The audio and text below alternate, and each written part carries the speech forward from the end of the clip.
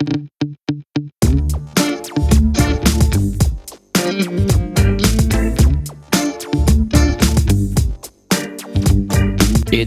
the QuestCast, fantasy football card quest, football cards all the time, baby.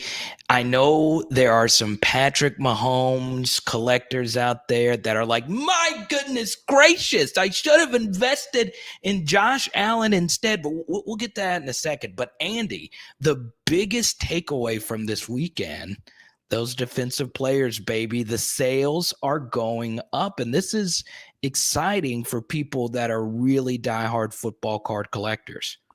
It absolutely is, Carter, because defensive players have never been more viable in both collecting and investing. Because I'm going to talk about a specific defensive player on one of the biggest markets in the NFL, a team that just went 4-1, that beat the New York Giants. They're in first place in the NFC East. The Dallas Cowboys, Trayvon Diggs had another interception in this game. And Trayvon Diggs had roughly 300 buy it now rookie card sales on Sunday and Monday. This is more than Joe Burrow. This is about the same amount as Joe Burrow. This is the same amount or more than Justin Jefferson. It's absolutely incredible. This is actually a lot more than what CeeDee Lamb had Sunday and Monday. And people are spending considerable amount of money, which makes him a very viable investment. I mean, you look at his optic hollows, they're going for $20 to $30 now. His rookie ticket autograph cards are going for $100. And these are not serial numbered cards, just short print, very liquid. He's very, very hot right now. So there's a few things you do have to worry about with that, right? So, like, look, I'm a defensive guy. Like on my LSU YouTube channel, I love breaking down like defensive tape, defensive scheme. And Andy, you like football, like you're a diehard football fan. There's a lot of things about Diggs, though, that makes him very interesting. Obviously, he's intercepting the football at an absolutely insane rate. He's also doing this on the most popular team that just happens to be winning. He also happens to be the younger brother of another NFL star, and he also happened to play with the most legendary college football program, as much as I hate to say it, the Alabama Crimson Tide, and he had that really viral quote about Nick Saban. So Diggs is as big of like a hotshot defensive star you could possibly get. And his interception rate is not going to be the same. It's going to regress at some point. So we're not us being excited about defensive players. We want to warn everyone that we don't think that defensive players are the next quarterbacks. We don't think defensive players are going to sell like a Julio Jones or whatnot. But it is our main point, Andy, here is that it is exciting to see that a defensive player like Diggs is doing something right now we really haven't seen a young defensive player do. Yeah, it's very true. Yeah, you have to take all those factors into consideration, and the fact that he is a 2020 rookie as well. So you have that full spectrum of all those different, 20, 30, 40 different sets that Panini released last year for people to collect and invest in. But you're right, man. It is very exciting because he's on the defense, and I also looked at guys like Khalil Mack over the weekend, one of the highest graded PFF defensive ends from over the weekend, had a great game. Looked at Aaron Donald, buy it now, solds before the show. And these guys, this is now going back to 2014, looking at their rookie card. And when you compare to other 2014 offensive skill position rookies that had great weekends like Devontae Adams, Mike Evans, the buy it now solds and the average resale values were neck and neck with these guys. I mean, they all had about 20 to 25 buy it now solds, and their prism on average was anywhere between $20 and $50. And I would say that Aaron Donald's was probably much higher than I saw a couple sales that were much higher than Mike Evans and Devontae Adams. So, and here's the thing, I'm going to go on ahead. I know we saved this for the end, but I'm going to go on ahead and give just a play out there just to throw it out there. I would buy some Aaron Donald cards. I mean, we're talking about consistently the best player in football, right? I understand he's a defensive tackle, but he does play for the Los Angeles market. They are going to be a winning team for the next few seasons. I love Aaron Donald. I just do. I like the way he plays. I like his energy. I like his personality. And you can get relatively cheap Aaron Donald Prism rookies. In fact, I've had a ton. I sold them all. I kind of want to buy some of them back because I know he's going to the Hall of Fame. I know he's a 3-time Defensive Player of the Year. I know that this guy is going to be good for no less than at least 3 more seasons. It looks as if he's never going to stop. And I would look into other defensive players as well right now, Andy. Not only players that are still currently playing, but some guys that just retired. I was looking at Luke Kuechly cards not too long ago. Are they big stars? No. Are their cards ever going to go for $9,000 or $10,000? Probably not. But it is interesting because those defensive players, more often than not, outside of Diggs right now, you're going to get a decent price on a lot of defensive guys. Yeah, and those are safe investments, those Hall of Fame guys. I was actually looking at Devin White, because I'm a Let's huge Tampa go. Bay fan, Let's go. and I was looking at Devin White. I'm like, I want to get and he went to LSU, as a stud at LSU, and I'm like, man, I'd love to get me a nice autographed Devin White rookie card for my collection. And lo and behold, I'm like, wow, these are pretty expensive. They were way more expensive than what I thought. I was thinking I was going to, look them up and be able to get one for like 10, 15, $20. That is not the case. I mean, the cheapest autographed cards I found were like $50 to $100. And so I'm just going to be patient and, really carefully pick that card that I'm going to invest in. But I think that defensive players, elite defensive players, are very much viable in investments as much as they are, collection, right? You can obviously collect whatever you want or whoever you want, but I think that they're viable investments at this point. Yeah, and obviously, I'm going to collect Tyrann Mathieu. I'm going to collect Patrick Peterson. I'm going to collect the Devin Whites because I'm an LSU guy, so I feel a little bit more comfortable, doing that. And we're not telling you that this is, once again, this is not going to be some super rich investment. It just is encouraging to see it as it is other position players, Andy. And before we get into this Patrick Mahomes, Josh Allen, and Justin Herbert discussion, as far as position players are concerned, I found this stat to be so interesting, and I heard it on Clear the Cash with Planet Fatness and Outrage Jew, and it was just a crazy stat that Clyde Edwards-Helaire was selling all these cards before the season even began. Because he was a 2020 rookie and he played for the Chiefs. And you made a very interesting point about Diggs a minute ago, is that he also was a rookie last year. So there's just going to be more cards of him out there. So also keep that in mind, that as you look for other position players, understand that as each year grows, there's going to be more cards of said player. Is that right, Andy? Is that what you see consistently? That is what I see consistently, absolutely. And it's very interesting to watch. And you saw a big leap in that what you just said about the amount of available rookie cards for rookies as we progress here. And 2020 was a big leap over 2019, and they've been big leaps ever since Panini got into the game back in 2012. And before we get to a few of our Patreon questions, we do want to talk about what happened on Sunday Night Football, right? So we had the two top young quarterbacks in the league right now. You can argue Justin Herbert, you can argue Kyler Murray, but I think a lot of people would say it's Josh Allen versus Patrick Mahomes. And we had the game, and I see some other people making is Patrick Mahomes overpriced? Is Josh Allen underpriced? And it's hard to really say, Andy, because Mahomes was 2017 and Josh Allen was 2018, and there was a drastic shift, in particular with Prism rookie cards then. But what is your read as far as those two players are concerned? Because there are some higher end collectors that are listening to this, probably trying to figure out, well, did I make a mistake buying these Patrick Mahomes cards this offseason? Well, I will say Patrick Mahomes' average resale values are down right now. They are down. People are accepting offers. I saw an optic hollow going for around $750.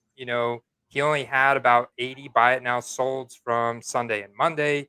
I saw a BGS 9 base Donruss rated rookie sell for 250. That was a best offer accepted, and that's down because before the season, the raw base Donruss rated rookie got up to as high as 325 to $350. And so his values are down. I also saw his base Prism Silver from 2017 selling for right under $1,000, and this was a card that was around $1,500. And you can't compare that to Josh Allen's 2018 base Prism. You have to compare it to his Prism Silver, and when you look at that, those cards are very rare. Those are more rare than Patrick Mahomes' 2017 base Prism Silver. And when you run into those, because those cards are so rare, you don't know what you're going to get in an auction or a buy it now format. I've seen them fluctuate. And we were talking about this before the show, looking at some particular auctions. We've seen them fluctuate between, you know, $1,000 to $10,000, and you're probably thinking, how the heck is that possible? And there was some interesting activity. We won't dive too deep into it, but we do want to issue this warning. If you are new to the hobby and you hear all the time about you got to get a Josh Allen rookie and you got to get a Justin Herbert rookie, be careful because we did see some fishy, shillish Hmm. activities, and we don't want to get too deep into that, but be careful if you're starting to look at cards that are in the $5, $6, $7,000 range. Uh, be careful. That's obviously the first thing, but this is what's really fascinating about this entire ordeal, Andy, is that you look at Josh Allen, and before the season began, I said be very skeptical of Josh Allen's prices, right? And before the season, his PSA Prism was roughly in the high 800s, early 900s, and he had the rough week 1 game. And I went and looked at his PSA 10 base Prism prices before this episode, and he right now is the best quarterback in the NFL. Like, especially since he just beat down, Patrick Mahomes. And it looks as if Andy, his PSA 10 base Prism prices right now, they might have gone up a little, but it's still roughly the same, right?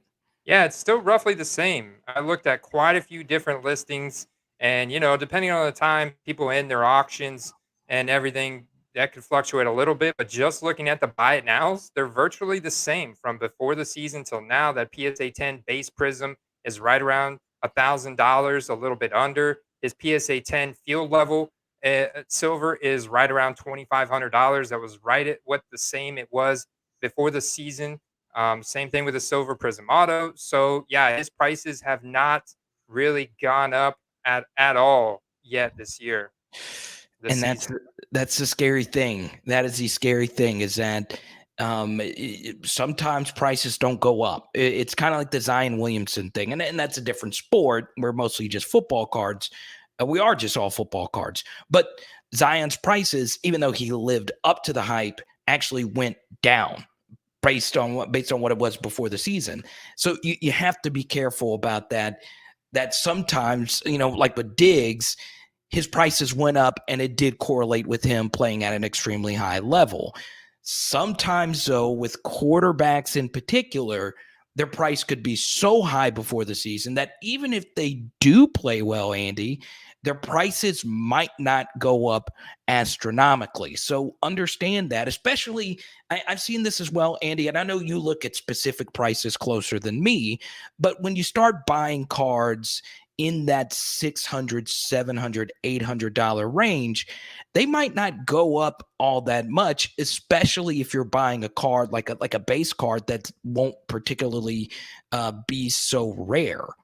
Yeah, this is a fantastic point, and this carries over really well into Justin Herbert's rookie cards, who Exactly. He had a massive day Sunday, right? I mean, massive day, set the league on fire with that performance against the Cleveland Browns and those touchdown passes to Mike Williams and the winning the game and everything. And he had by far the most volume in terms of number of rookie card sales from Sunday and Monday with over 1,000. I mean, I counted them up page by page, over 1,000 buy it now solds. But the thing was, his base prism still selling for between 120 to $150, like a bunch of them. Like there's been no change in that base raw prism sales price. And that's because, to your point, you don't know who has been holding this card in their collection is now seeing this performance and is looking to sell. They could have had this card ripped it out of a pack last year that they got for $20, and they're more than fine, liquidating it immediately for 100 to 150. And there's so much supply of those cards out there that they could just keep appearing in the marketplace for the same price, so to speak, and never really move the needle on that. But now you look at a very rare graded cards of him; those are certainly going up, and especially in auctions, because he's red hot. If it's a very rare high grade card, that's going to grab a lot of eyeballs from the high rollers in the hobby, and they're all going to be in on that, trying to fight for that card.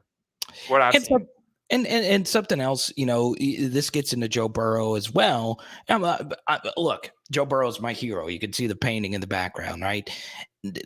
His prices were just so high, and he's played really well. And that's the irony of this whole thing, Andy, is a lot of the quarterbacks that people spent money on before the season have all played well. There really hasn't been one that's just tanked, right? It's ironic. Even Tom Brady, Kyler Murray, any quarterback you mentioned, they have exceeded expectations, which is something that as an investor or a collector or whatever you want to do, keep that in mind, because I think that will continue. I think we will continue to see more quarterbacks turning out to play really well.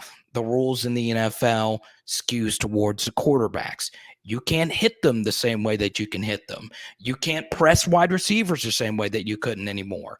So quarterbacks, for the most part, have lived up to it, whether it be Stafford, who became a very hot buy this offseason. So understand that more often than not, if a quarterback is good, they're going to continue to be good just based on what we saw last year and this year. And this leads into this.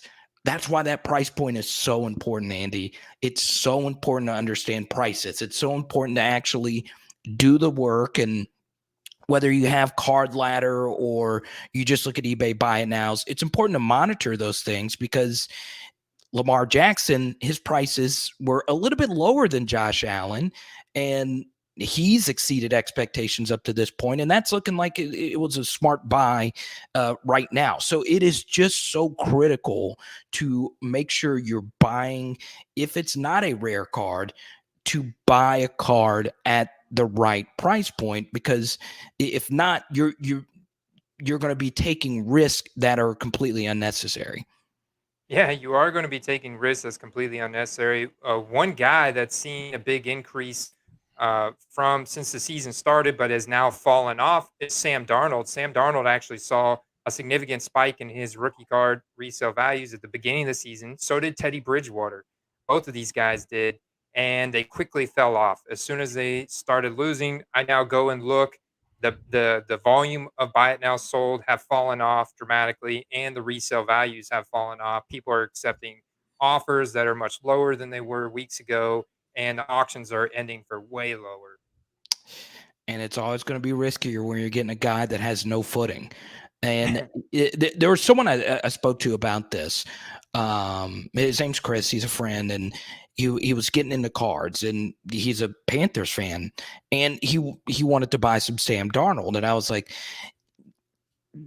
it's Sam Darnold, right? Right when they start losing, and I want Joe Brady and the Panthers to do well. There's a lot of LSU guys there, but right when they start losing, you're going to be stuck with the Sam Darnold card. Uh, you don't want to be stuck with a Sam Darnold card. You could have just spent that money on a Lamar card. So understand that. And Andy, this is something that I just think it's always going to be risky. And I know we brought it up in the podcast before, but I'm just not a big believer in buying quarterbacks just because they're quarterbacks. And I know you see that mistake all the time, whether that be Jacob Eason or Jordan Love. It's insane what their prices can go for. Yeah, it's insane and I personally cannot stand to buy into like hype when I can clearly see that this player is red hot. That's when I'm like, you know what? I'm gonna monitor it absolutely, but I cannot get myself to buy in on that upswing. That up chart in that player. I will buy in whenever they have a little bad run of games. Like right now, if you still want to collect Sam Darnold, it's a great time. Or Teddy It's a great Bridgewater, time. it's a great time. Go for it. Or Derek Carr, even. Derek Carr now is going to fall off, guys. I mean, the last two losses, the loss of their head coach right now is a ton of speculation that the Raiders are just falling apart, and Derek Carr prices have fallen apart. So aren't you happy that you sold your Derek Carr rookie card a couple weeks ago instead of trying to go for Get the greedy. triple up? Yeah, getting greedy. Yeah, you got to be careful. You've got to be careful. So understand that quarterback prices are always going to be just so radical. They just are, and you could spend the same amount of money on a Jordan Love card that you could probably get. You could probably get one or two DeAndre Hopkins cards. The Mm, Cardinals are going to be there. Even though I was skeptical of the Cardinals, saying that they are 5-0. Well, guess yeah. what? D Hop's going to go in the Hall of Fame at some point. That would be someone I would look at right now. There's so many different skill guys that I would go for instead of going for the backup quarterbacks. But and if we want to support people that support the fantasy football card quest, and we do want to go to a few of your Patreon questions. So I am a new Patreon of the fantasy football card quest movement. This will be the biggest football card quest, or just the biggest football card podcast on the planet. You and I are speaking it into existence. This is what it's going to be. This is going to be the Tom Brady of football card podcast. So the Patreon questions we're going to answer today, guess what, Andy? These are our day ones. Just understand, if you're listening or watching to this, you are at the ground level of something special. So what are some questions you want to go through right now, Andy, that the supporters of the channel want to pick your brain about? Yeah, absolutely, Carter. So shout out to Luke over at Cards with Luke. He wants to know our opinions or tips for buying 2013 era cards. So basically, when Topps and Panini both manufactured cards in 2012, 2013, and even 2014, 2015 was when Topps stopped manufacturing NFL licensed cards. He wants to know tips around that. So I'll let you go first, Carter. What's your Yeah. opinion on those years? So the first thing is I would stay away from the lottery of buying Andrew Luck cards. Okay. I still see those prices listed and people still buy them. You can go to a bid, you can see, a few for like $40 or $50, and it's like, why? Andrew Luck's not going to come back. His body is shot. And I understand if he did decide to come back, you would be handsomely rewarded because the hype cycle would be absolutely insane no matter where he went. And I think even you would agree with that, Andy, that, if Andrew Luck did decide to come back, there's a lot you would like about that. Obviously, 2012 Prism, you would have Tops. Those cards look iconic. They do just look nice. Uh, I would stay away from that. I would stay away from the Robert Griffins of the world as well. Uh, I do like Mike Evans a lot. I mean the Bucket, and I know he's your guy. And I don't like the Buccaneers. I don't like the Texas A&M Aggies. But you and I were discussing him this past weekend. Obviously, the 7 seasons of 1,000-yard receiving. He's playing with Tom Brady, had another big game this past weekend. So I think there's, some moves for skill guys in that region. I have a lot of Odell Beckham Jr. Cards from that time. Obviously, things aren't going too great for him right now. So, yeah, I would look at those guys, and I would also look at Ryan Tannehill, wouldn't you? Yeah, I would say so. As Titans still look like the clear front runner for Right. the AFC South. They look like they're going to run away with that division. Although they have plenty of their own holes on defense, I still think that Derrick Henry is going to put that team on his back and just run them into the playoffs. And yeah, when looking at my input on when looking at cards from before 2016 is that different years there's different cards that I think are more liquid than others. So like when you look at 2012, it's definitely the Prism hands down. The Yeah. Topps Chrome is cool, but there's nothing like that first year Prism. That is the primo. Then when you look at 2013, the Prism design is not the most liquid in that year. Very few people like the design of it. The design is very similar to this year's 2021 Donruss that we can touch on later in this episode, but I've found that that card is not right now the most.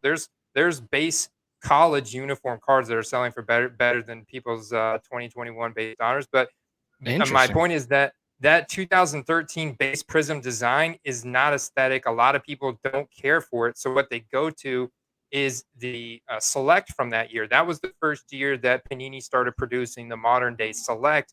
So that has a first year element. Also, the 2013 Topps Chrome is a very nice looking card. But if you got to understand that Topps had a higher print run on their base cards. They also had multiple tiers. So you had base Topps and then you had Topps Chrome, and both of those have a fairly high print run in comparison to Prism or Select. And so when you look at a Topps Chrome, you really want to be looking at your base card of that being a Topps Chrome X Fractor or Right. Refractor to get somewhere along those same print run levels as a Prism or Select. And so that's what I'd look at for 2013. And then when you go 2014, it's Prism hands down again. That Yeah. design of Prism is wonderful. However, the 2014 Prism is a tougher card to grade. I've noticed a lower gem rate on that card. The PSA 10 pop reports on the 2014 Prism are lower. So that means that the PSA 10s and PSA 9s from the 2014 Prism are going to be considerably more expensive, but they're also more demanded because it's harder to get that raw card to grade high. And then 2015, it's definitely Prism again. This is another really nice card. You look at Amari Cooper or Stephon Diggs. Oh, These yeah. are a really thick card stock, great border. It's got all the little like prism undulation, little dimples there around it, and those are intentionally there. This is a very crisp, clean looking card. And the 2015 Topps Chrome, Topps printed so many different parallels and inserts in 2015. They just really diluted it, and definitely a Prism there again. But going back to 2014, there are some very interesting, I think, Topps products from those years that you can look at, and they look like vintage cards, but they're Topps products. They typically have serial numbered or they're very short print, and they printed them in either chrome finishes or they have autographs on them, but they look like cards from the 60s, 70s, and early 80s, which I think makes them more collectible. It makes them good investments because people have, that's our roots. That's our roots in football cards is going back to those iconic vintage looks. And so Topps, redid it with some of the rookies from 2013, 14, and 15. And there's some really cool cards you can get from those Topps inserts those years. Yeah, I once again first year Prism, and you'll hear that in basketball as well, like how big of a deal those years are. Something else that's very interesting, Andy, is with especially with Prism, there's a lot of value or a lot of people that buy first year Prism of legends. So like the 2012 Drew Brees, and then the 2012 Peyton Manning, and then the 2012 Tom Brady. You know what? That's where it gets a little interesting as well, as far as the Patreon's question, because you're kind of buying the design more than you are the player. Now it's a little bit more interesting with Peyton Manning because I believe that card was in his Broncos uniform, but still, if you like Prism that much, like I do, I really do like Prism. I guess that would be something you'd be interested in, but I just don't know. What would be your thoughts as far as legends in that 2012 set? Yeah, that's where it crosses over. And I actually was able to buy, like getting in the hobby early on. My buddy Brad over at Comeback told me that this was a thing. And I went on to Beckett Marketplace and was able to find a bunch of raw Tom Brady 2012, 2013, 2012 Wow. Prism, 2013 Select. I quadrupled my money on all those cards. I had no problem selling all of those Hall of Famers from those sets. Surprisingly, those cards did really well. It's like a collectability thing, collecting first year set. Just like I think if Panini completely does away with Mosaic, of 2020, if that doesn't come back, I think Mosaic down the road long term is going to go up significantly in value, potentially over a lot of other 2020 sets because of how iconic 2020 was for the sports card industry. And that was like a COVID sports card boom set baby. Right. So, hobby tip of the week, Andy. You have one right off the top of your mind. I found this topic to be very interesting. Yeah, so my hobby tip of the week is really just to watch out for reprints, watch out for sticker cards. All of these iconic Hall of Fame players are going to be suspect to having reprints, stickers, refrigerator magnets, the whole nine yards. People putting the card as their picture and then having the full name, and then at the very end RP, or at RP. the very end having repack or hot pack or something where they're making their own packs, and the odds are always going to be hugely in the seller's favor. And I would just stay away from all that stuff unless you want to get a refrigerator magnet or a sticker of a card and you see it's only $2 or $3 and you know full well that is not the authentic card, and you have no plans to misrepresent it as the full card. I even saw a wild listing. I saw a custom card that this guy made himself. He took like three different Chase Claypool cards and cut out the rookie card logo, cut out the prism border, and you could see that he had taped it together and made this Frankenstein custom card, put it in a one touch, and sold it for $40. Mm. One of one, baby. You can That's list what they that thing. put. You They'll put put one of eBay one one. of one. Huh? Beware Huh? of eBay Huh? one of ones. So I'm going to piggyback off of that. I actually have some stickers of like some of the iconic cards. So like I have a Zion Williamson sticker of his iconic basketball card. I have some just because I don't want to buy like the super expensive one. But that's it. That's the only reason I'm getting it. I'm not trying to flip it or sell it. If the price is too good to be true for said card, there's something up with it, right? Make sure, especially if you're always buying an expensive card on eBay, read the description, right? Go look to see if they write on there's a big scratch on the back. Um, Always make sure if it is a reprint, make sure you examine the card thoroughly. Also, some people list on the listing that it is a PSA 10 just for SEO, search engine optimization, and the card might not even have a grade. Just because they write on their PSA 10 or BGS 9 or whatever doesn't mean that that card is actually there. So that is a very important tip, Andy. I'm glad you picked that one to make sure that you look at everything regarding an eBay listing, and that goes for basically everything. That goes with Twitter, that goes with Instagram, that goes with all those things, especially with someone that you don't even know. Where you can get scammed, especially with there's a lot of PayPal scams. There's a lot of those different things as far as like ghosting and people not following through with deals. always be careful, even away from eBay, who you're dealing with and all of that. And Andy, this goes back to another thing, and this will be just a small hobby tip of the day before we get to our plays of the week. If you commit to buying a card, don't ghost a person. Don't do that. Follow up with them. Say, at least give them an excuse. At least say something. Don't say that you're going to buy a card and just not do anything afterwards, because that puts the seller in an absolutely awful spot. Yeah, yeah, absolutely. Make sure you pay for that card if you've committed to buy it, whether it's an auction. If you haven't done your homework, man, don't get into the auction until you do your homework. Like, for example, if you see a Prism Silver PSA 10 in an auction that's well above what you could get a Prism Silver autograph card of the same grade PSA 10, don't don't get into that auction, because there's a chance that there's something fishy going on. There's shill bidding. You don't know what kind of organized ring of bidders are behind this that are pumping it up, fake accounts. There could be a whole kind of crazy rabbit hole. So don't be afraid. Like, I think my biggest tip that I could leave you guys with is just be patient. Like, I know sometimes it's very difficult to not push that button if you got the money that you already have committed to say you're going to spend on this player.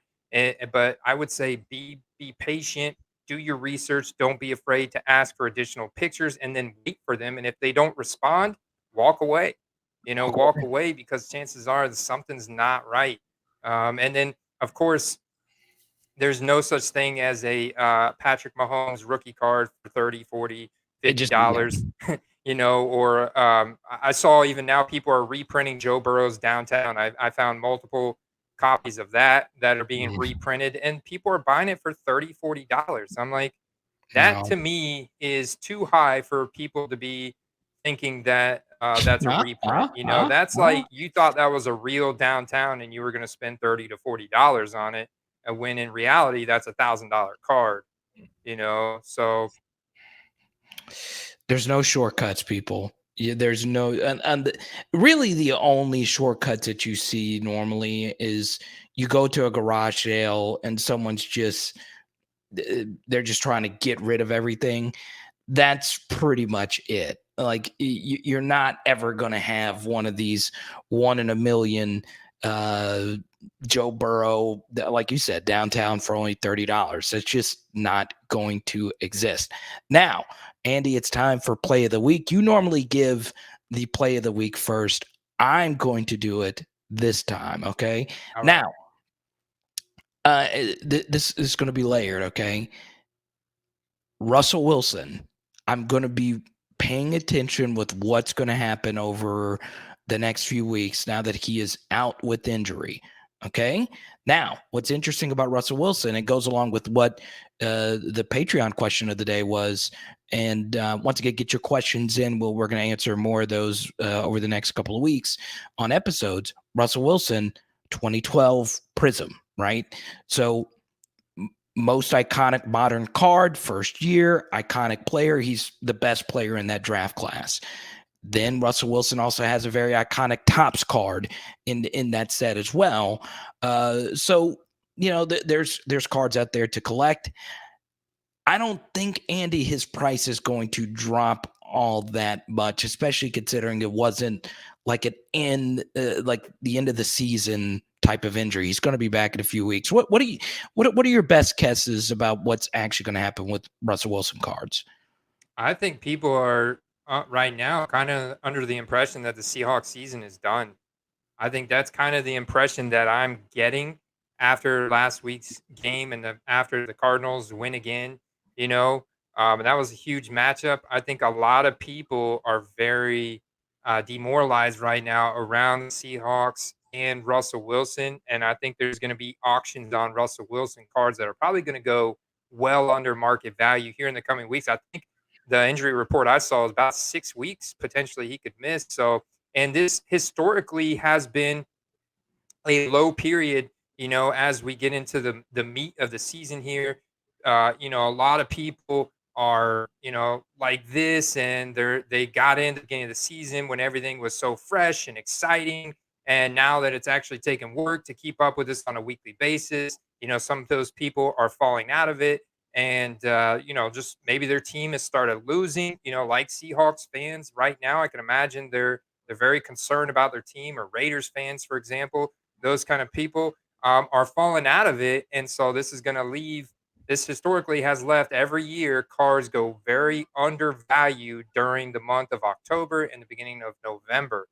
So I agree with that play, that you could definitely get some good deals on Russell Wilson here in the coming weeks. Yeah, so I would look at that, and then this would be my second thing, Andy. We talk so much about quarterbacks. The ones that we thought were good, most of them have exceeded expectations up to this point. Now I'm going to go opposite of that. None of the rookie quarterbacks have just blown me away. None of them. Okay. Thought Zach Wilson would be decent. He doesn't look like he's any good right now. Trevor Lawrence, he's obviously in a hectic situation with the coach who is more worried about other things. I was very skeptical about Trevor Lawrence coming in, and you knew this from me, just my own personal evaluation. And my question to you, Andy, is Trey Lance, Justin Fields, or Mac Jones just blown you away? I'm not talking about all five of them have been okay, all things considered, but have any of the five have they blown you away the same way that Lamar blew us away as a rookie, or Herbert last year blew us away as a rookie? Have any of them? No, no. In fact, I would absolutely agree with that. None of them have blown me away. They've all had rocky starts. They've all had questionable moments, and I mean, they all have their holes. And no, man, none of them have blown us away like Justin Herbert and Joe Burrow did last year before he got hurt. And both those guys are still doing their thing this year. And So here's the thing. If the elite quarterbacks that we already know are playing really well, it's really hard to climb up the quarterback ladder. Really, really hard. There's only so many wins that can go around, especially in this league. And I know it's still very early. Josh Allen was a late bloomer, and he's probably the best quarterback in the NFL. But outside of him, normally in the first 5 to 10 games, you can kind of see who you could see immediately that Justin Herbert was like, okay, he's way better than what he was at Oregon. And you could see that Joe Burrow is changing things in Cincinnati. Right now, yes, the sample size is really small, extremely small. I'm not punting on any of the quarterbacks, but we go back to our initial point of today's episode, Andy. Price matters. And I sold a Trey Lance card, blue press proof rookie, ripped it out of a Donruss pack, sold it for $45 raw. That's all. That's a high number. Now, that was before he even had a start. That's an extremely high number for a card that is not all that rare. It's going to be like that for Prism. It's going to be like that for, just all these different origins that just came out. I would just be very careful right now, Andy. I'm fading all five of them right now. Not that I don't think any of them are going to be good. I still stand by that. I think Justin Fields will be the best out of all five of them. I'm just not in love with it, with the price that's going to be coming out. You're rolling the dice. This is not a Justin Herbert situation. This is not a Joe Burrow situation. Andy, I'm fading hard on all five, especially knowing what those prices are going to be. Yeah, I'm not buying any five of them. In fact, I had a secondary question that parlays perfectly, or piggybacks perfectly on this comment from Patreon. Shout out to Alakai. He pulled a downtown Zach Wilson and he sent it into PSA Super Express, came back a PSA 10. Ooh. Population 1. And he Ooh. asked me for advice on when to sell and what price I think he should sell it at. So I would like to get your opinion, but what I did is I researched and looked for other PSA 10 and looked for other 2021 rookie quarterbacks Yeah. downtowns that were selling.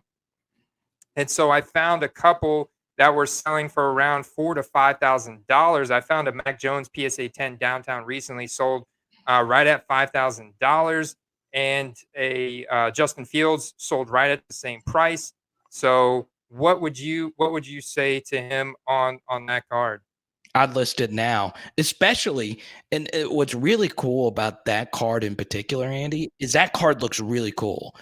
Zach Wilson's downtown. We said this, but whenever they just released the thing, just like little photos of the card, it's like that is a cool looking card. If I'm not mistaken, he's on like a spaceship or something like that, right? It's a cockpit of a jet. It's a jet. Yeah. Yeah, it's Why a would I say jet. spaceship? It's awesome. Man, if I could get $4,000 for that, you said Mac Jones and Justin Fields PSA 10 recently sold right at $5,000.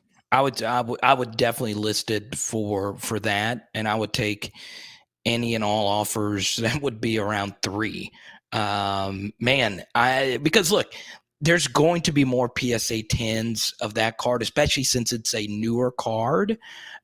There's going to be more PSA 10s of that card that will come out. Would you agree with that, Oh Andy? yeah, yeah, absolutely. Because there's going to be people that send it in that aren't going to super express it, and it'll eventually come back, and there'll be more tens. Sure. And guess what? We're still in the kind of hot-ish market right now.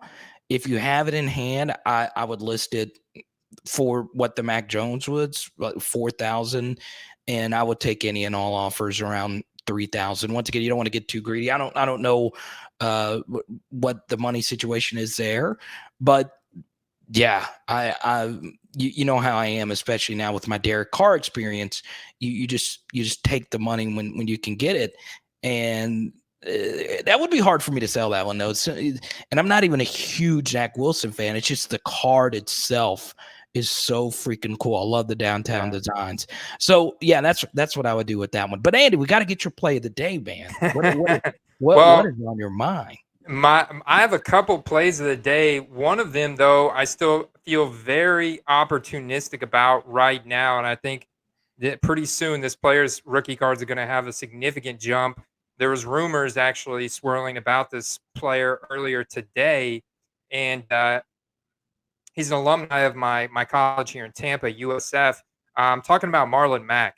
Marlon Ooh, Mack, 2017 rookie from USF. The guy had an 85th percentile college target share.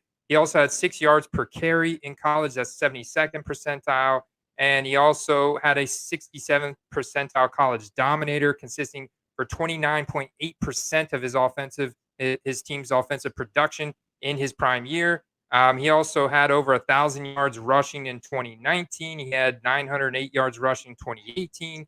He's been a all-purpose, explosive running back. We've seen him do it at the NFL level, and he's requested a trade because he's behind Jonathan Taylor and Naheem Hines, and the Colts are not using him at all. And so they've openly expressed that they want to trade him. Rumors earlier today was that Kansas City's going to pick him up, and that makes sense because Kansas City needs a reliable, all-purpose, explosive running back now that Clyde Edwards-Helaire is going to miss time with an injury, and that would be huge for Marlon Mack's rookie cards. And you have all those beautiful options from 2017.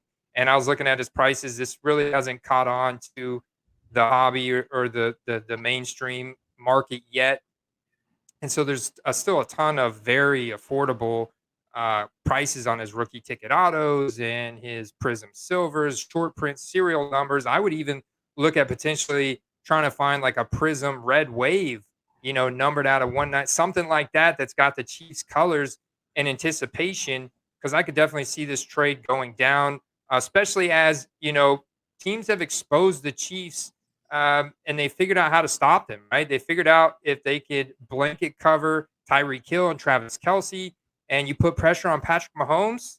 Multiple teams have beat him this year doing that exact thing. And I think that Andy Reid is going to come up with a more balanced game plan, going to start running the ball more, but he's going to need a running back like a Marlon Mack to make that game plan happen. I could totally see it happening.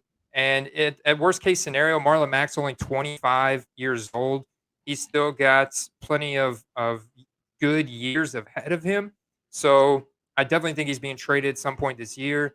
That's my one of my plays. My second play, I thought about at the beginning of the show, and I looked him up while we're talking here, just in the last couple minutes, and it's Jalen Ramsey, the Ooh. defensive back for the Los Angeles Rams, who we know are bound for at least a wild card seed. I know that the Cardinals are giving them fits there in the NFC West, but they're at least bound for a wild card seed this year. Their team is so well built. We talked about Aaron Donald. We talked about Matt Stafford. The weapons are incredible between Cooper Cup and Robert Woods and Tyler Higbee, and Van Jefferson is having a great second year. And on the other side, Jalen Ramsey is up there as one of the highest currently active defensive backs in terms of Hall of Fame probability. And he is a 2016 rookie. So when I look at that, I'm looking at right off the bat, here's some very attractive prices on his Prism. It's a great card from 2016. Buy it now for $12. That card looks incredible. It's got a high gem rate. I love that price point. It's really not a whole lot of downside there. Or you can go with the Optic, and the Optic has got those no helmet poses. It's the first year Optic was made. I feel like Jalen Ramsey is another great investment to hold for playoff time and look to flip then. Jalen Ramsey. I like it, man.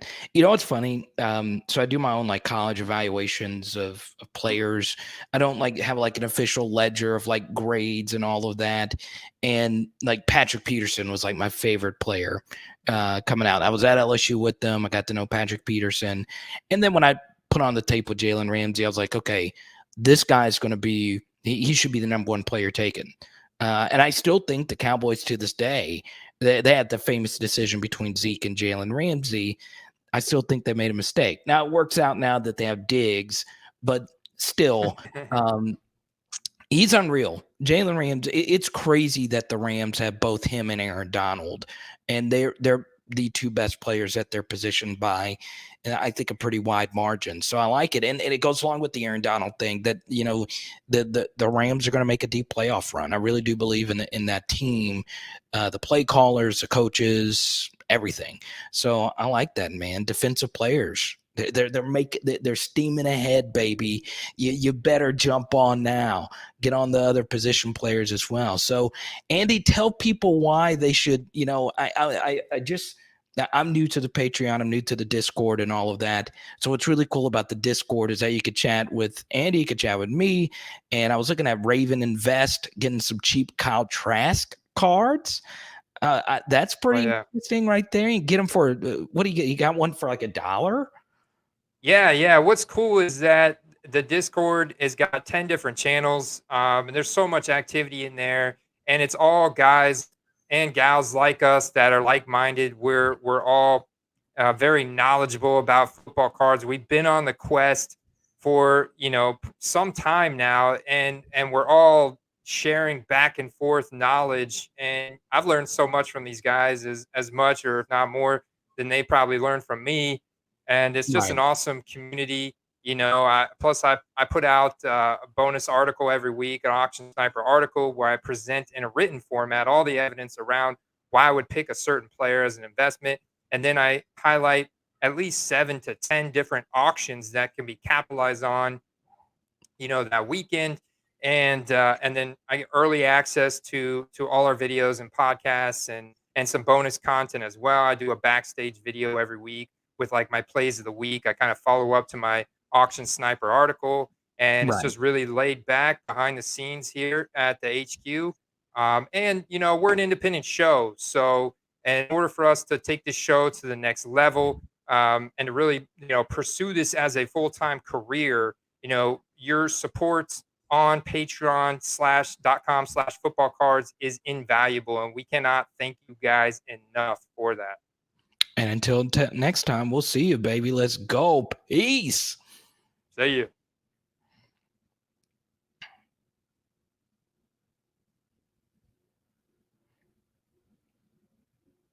I think. Whoops. I forgot to end the broadcast. Like